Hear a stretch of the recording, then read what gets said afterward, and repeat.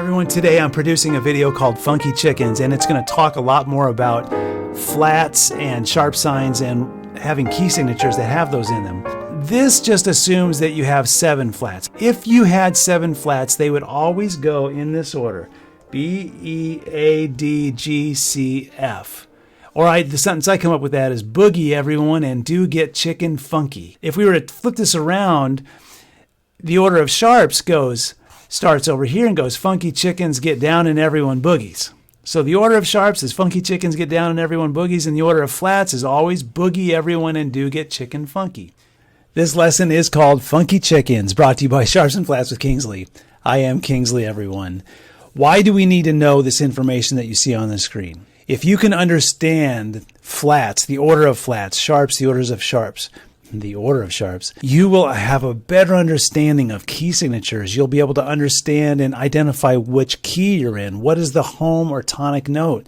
You'll understand accidentals better. You'll be able to write music, and in general, you will have a better understanding of your music. If you can learn what we're looking at the screen, if you can memorize this sentence and understand how this stuff correlates to each other, you're going to have such a great foundation for learning more music and understanding it as you begin to play it. This is assuming treble clef today. Now, if you're a bass clef instrument, you just have to imagine this is in bass clef, and then all of these just shift down one line, okay? One space or one line. If you had 1, 2, 3, 4, 5, 6, 7 flats in the key signature, they would be these exact flats and always in this order: B, E, A, D, G, C, F. Again, you don't have to know why you're memorizing all this.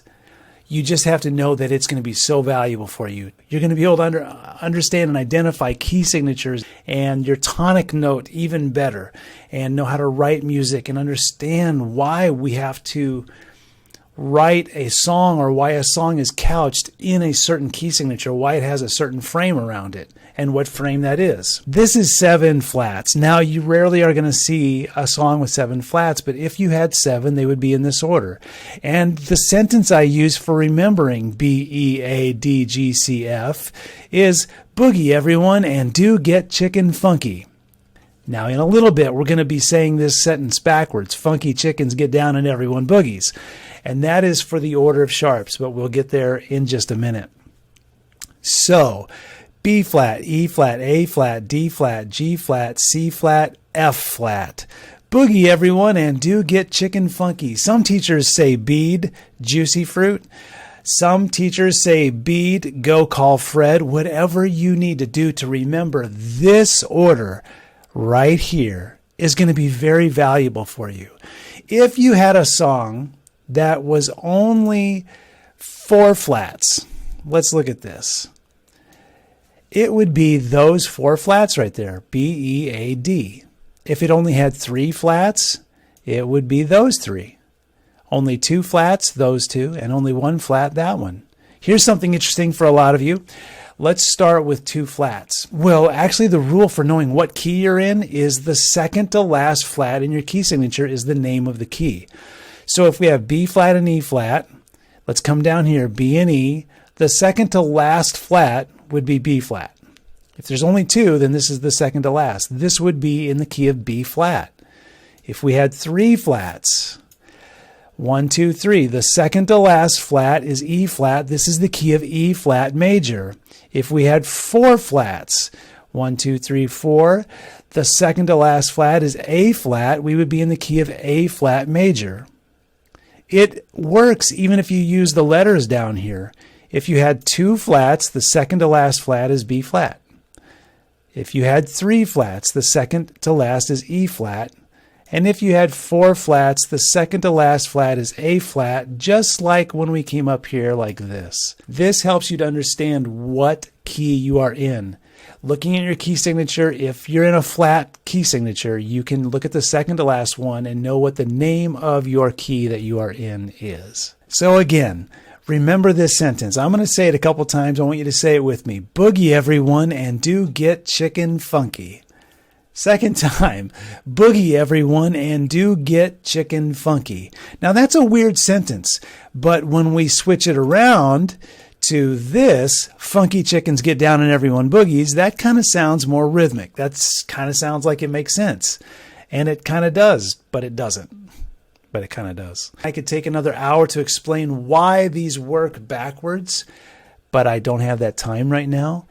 What I can tell you is if you have sharps in a key signature, they will always be in this order: F sharp, C sharp, G sharp, D sharp, A sharp, E sharp, and B sharp. Again, we are assuming treble clef, everyone. Bass clef instruments, you just have to shift your eyes down one line or one space.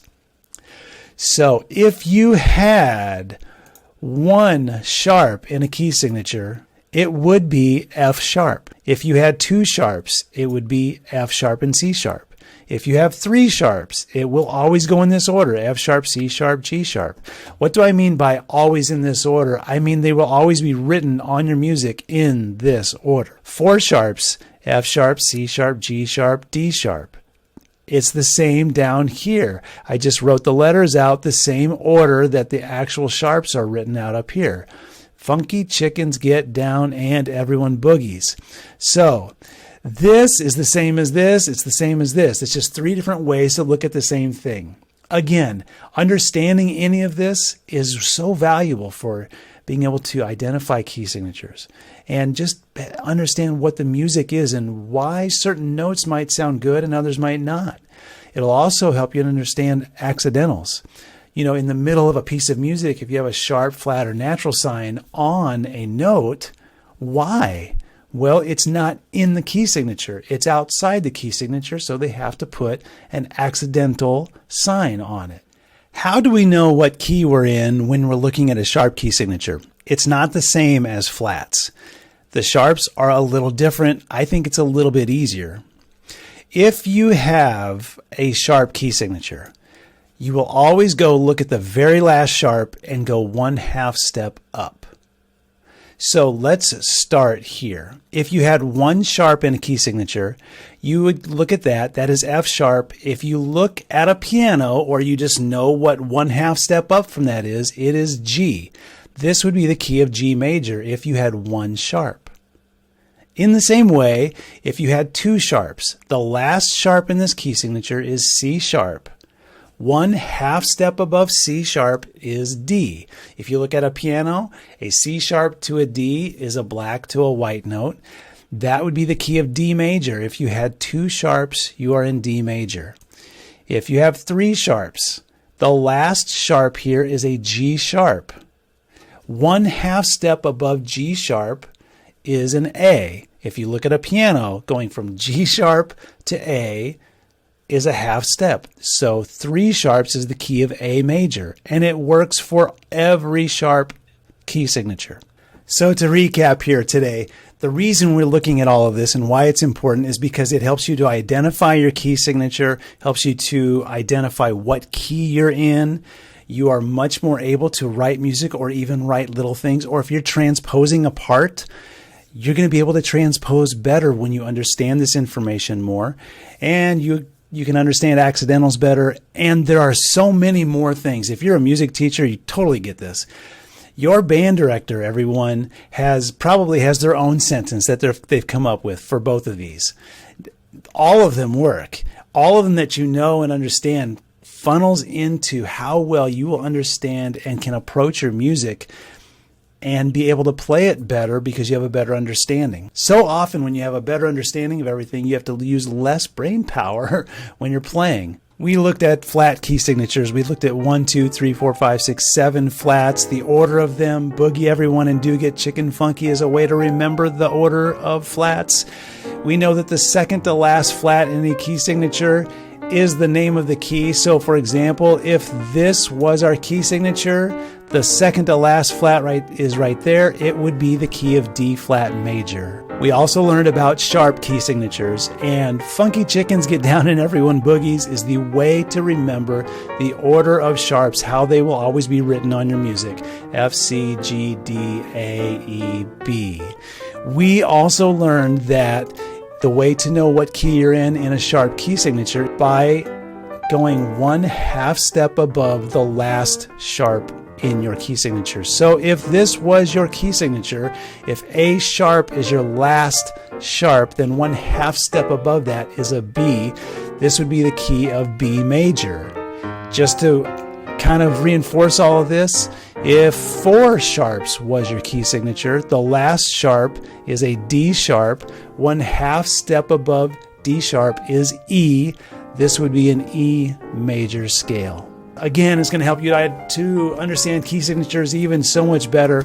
And even if some of this doesn't make sense to you, just hearing these sentences and seeing the order of these, F, C, G, D, A, E, B, just kind of having that in your head is going to make even more sense when your band director references key signatures and flats and sharps and accidentals and all that kind of stuff. So thanks for listening and watching along today. This is brought to you by Sharps and Flats with Kingsley.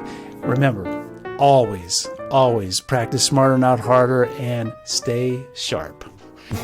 One of the reasons it's so easy and fun to learn in Sharps and Flats with Kingsley is we do things like cock-a-doodle, cock-a-doodle, pancake juice.